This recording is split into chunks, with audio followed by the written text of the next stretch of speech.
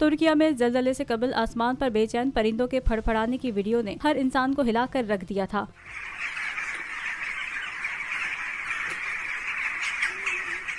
ज़लज़ले से पहले कुत्तों के रोने और बिल्लियों के बेचैन होकर भागने की वीडियो सामने आ रही हैं। ज़लज़ले से कबल जानवरों के मुख्तलिफ हरकत व सकनात की वीडियो सोशल मीडिया पर वायरल हुई, जिस पर सवाल उठने लगे कि क्या जानवर अपनी हरकत व अमल से ज़लज़ले की वार्निंग दे सकते हैं। दर्जनों परिंदों का एक साथ फड़फड़ाना तो कहीं कुत्तों के रोने की आवाजें लगाने की वीडियोस को पोस्ट करने वाले सार्फिन का दावा था कि जानवरों और परिंदों की नकलो हरकत ज़लज़ला आने की वार्निंग थी। ताहम जर्मनी के एक institute of animal behaviour plant के प्रोफेसर ने तस्दीक की है कि जानवरों का गैर मामूली रवैया ज़लज़ले की वार्निंग दे सकता है।